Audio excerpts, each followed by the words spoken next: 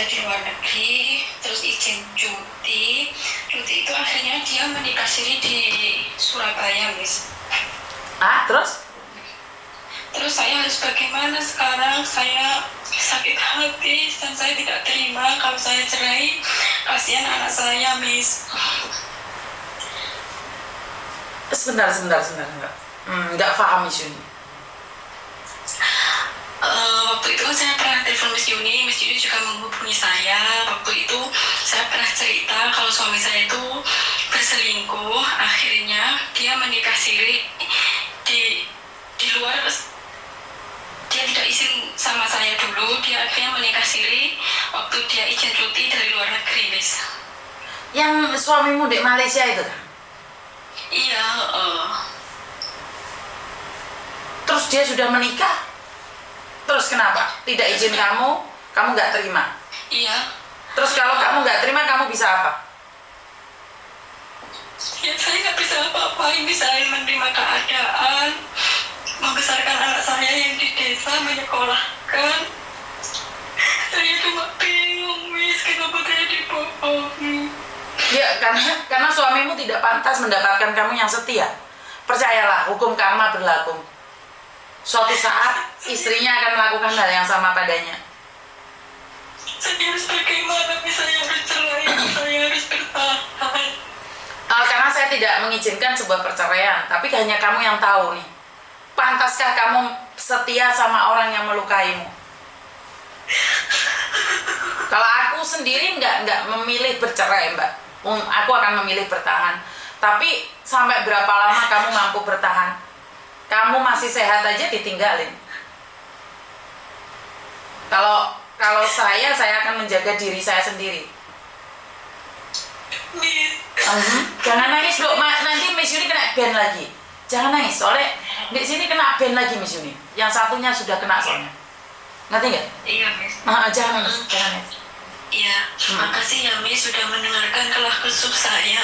Oh, saya yakin kamu pasti sukses loh. Saya yakin banget kamu pasti sukses. Karena gini loh,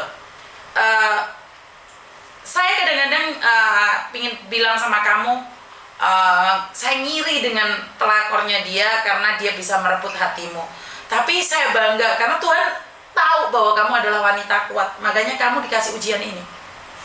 Saya juga ngiri nih dengan pelakor bisa menundukkan hati suamimu.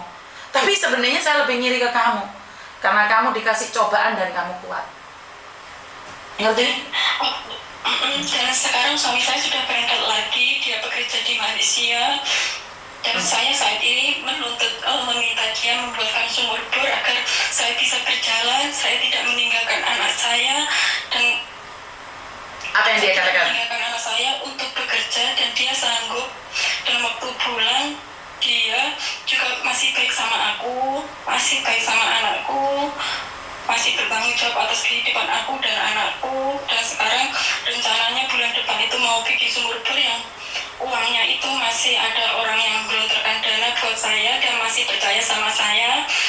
Dan semua dari listrik, biaya sumur bor itu ada seorang yang menanggung. Dan itu tidak dikasih bunga, pinjaman itu tidak dikasih bunga. Cuma saya mengatakan sama dia, tanda terima kasihnya saya kasih sekian 2 juta di akhir pelunasan. Saya mengucapkan tanda terima kasih seperti itu sama teman saya, dan dia menggelontori dana. Apakah saya harus bertahan? Apa saya harus bekerja sendiri, Miss? Ya kalau udah ada usaha, ada yang ngasih modal, kenapa tidak? Yang penting pegang kejujuran. Kamu harus jujur sama orang yang sudah membantumu. Ngerti? Iya, Miss, tapi rasanya sakit hati. Suami saya masih muda nih, dia balik ke Malaysia lagi. Aku minta sumur bor itu untuk usaha di rumah, biar jalan terus, biar menanam jagung, menanam apa segala, biar ada pemasukan setiap harinya atau beberapa minggu kah bisa jual sayur di desa. Dan suami saya masih mau menggelontorkan dana dan juga masih mau menyicil kepada teman saya itu. Ya itu memang kewajiban dia, Mbak. Dia ada anak sama kamu. Ya udah nggak apa-apa. Iya. Udah nggak apa-apa. Aku harus bagaimana, Miss? Bertahan atau saya memilih cerai, Miss? Saya tidak berani, Mbak, karena itu adalah masalah hati. Saya pribadi tidak berani mengatakan apapun. Selagi dia bertanggung jawab, sudahlah. Percayalah, suatu saat dia akan menerima hal yang sama. Apa yang dia lakukan padamu, sakit yang kamu rasakan, suatu saat, taruhan dah, telepon saya suatu saat, suamimu akan mengalaminya. Iya Miss, memang pelapornya itu anaknya itu 4, Miss, janda lagi Miss. Ya nggak apa-apa, kan nggak perlu kamu hebohkan dia. Kan selingkuhan itu tidak perlu cantik, yang penting bisa ngangkang kan udah bahagia. Ngerti nggak? Iya Miss. Selingkuhan lebih ganas daripada istri saya, udah wajar itu. Karena mereka sudah nggak punya muka lagi, udah biasa. Iya. Miss, waktu foto pernikahannya itu disosmedkan di media TikTok, di Facebook itu disosmedkan semua Miss. Gak apa-apa. Itu Gak apa-apa, jejak digital sayang. Suatu saat anakmu yang tahu. Dan ingat, jangan katakan yang jelek tentang bapaknya. Karena saat kamu mengucapkan kata-kata jelek tentang bapaknya, suatu saat anak itu tumbuh dewasa. Dan dia bisa mikir, yo yang jahat ini ibu apa bapaknya, ngerti nggak? Jangan mendoktrin anakmu, tapi selalu katakan sama anak-anakmu, bapakmu baik, bapakmu baik. Dan suatu saat anakmu tumbuh dewasa dan melihat bapaknya itu ternyata jahat, dia sendiri yang akan menilai. Ngerti? Jangan sesekali ceritakan kejelekan suamimu. Jangan. Iya Miss. Biarkan dia tumbuh dengan cintanya. Ngerti? Iya Miss. Saya tidak izinkan suami istri cerai terus anaknya didoktrin. Ojo golek bapakmu jahat, ojo golek bapakmu jahat. Jangan. Karena anak itu akan dewasa dan anak itu akan berpikir seperti apa dan bagaimana. Iya Miss. Saya selalu ingat pesan Miss Yuni, saya akan bertahan demi anak saya. Dan saya akan memulai bisnis walaupun saya digelontorkan darah dengan teman saya. Kalau ada suatu saat suami saya tidak bisa membayar, saya akan bangkit kerja di luar pulau sehingga saya tidak terikat kontrak dan saya bisa membayar, yang penting tidak ada bunga Miss. Betul. Saya akan bertahan dan saya akan maju demi anak saya. Percayalah Dok, orang-orang sukses itu berawal dari orang yang tersakiti. Jangan pernah balas dendam dan jangan menyakiti dia balik. Kamu akan mendapatkan karma yang baik. Kamu yang akan mendapatkannya. Kamu wanita cerdas, ayo semangat tiap hari dengerin Miss Yuni. Banyak loh yang lebih menderita dari kamu. Gitu aja nggak bisa, enggak. Satu orang kekuatannya beda, tapi saya yakin kamu bisa. Iya Miss, makasih ya Miss sudah menyemangati saya. Hari ini saya betul-betul nangis, betul-betul marah pada suami saya. Jangan. Kamu marah sama dia, rezekimu yang kesumbat. Eman Dok, ojo marah sama dia. Biarkan dia. Tuh, percaya nggak? Kamu itu punya perewangan juga. Manusia itu punya malaikatnya sendiri-sendiri. Kamu sabar, kamu nerimo. Kakang kawah di hari-hari itu nggak terima Dok. Ngerti nggak? Iya Miss. Paham nggak? Jadi kita itu punya perewangan sendiri-sendiri. Kenapa Miss Yuni selalu di awal dan di akhir selalu mengatakan, saya selalu berdoa bagi yang nampak maupun yang tidak nampak.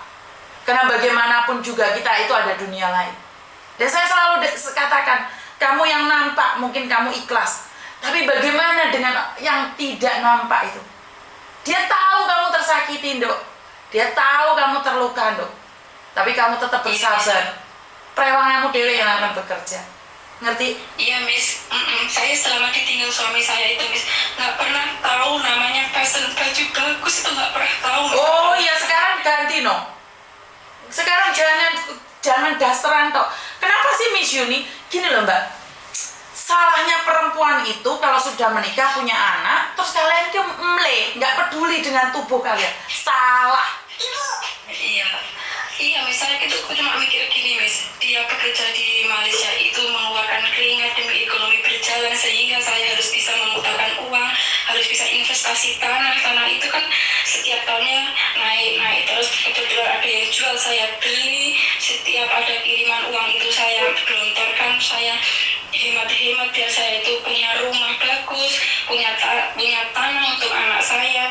Pikiran waktu itu seperti itu, sehingga akhirnya bisa beli tanah luas, bisa Apa yang kamu lakukan tidak salah. Apa yang kamu lakukan tidak salah. Ngerti nggak? Iya, Miss. Maca onduk, maca oh. Ibumu, bapakmu membesarkan kamu cantik. Giliran kamu punya suami elek, klebe-klebe, melewer-melewer. Ya suamimu digondol no. Ayo, maca sing ayu. Iya, Miss, waktu itu kan mikirnya gini, dia bekerja, uangnya dikirim buat saya kok foya-foya. Sedangkan saya di rumah bekerja, Miss, mencangkul, menanam jagung kan. Kalau tidak ada sumur bor kan setahun kan 2 kali, itu kan nunggu hujan juga sih, Miss. Pikiran saya nggak boleh boros, mumpung ada kesempatan. Waktu anak saya masih kecil, belum SMP, saya harus investasi. Waktu itu pikiran saya seperti itu, Miss. Nanti kalau sudah SMP, SMA, saya harus mengeluarkan dana buat anak saya nggak bisa beli ini, beli itu, gitu pikiran waktu itu, Miss.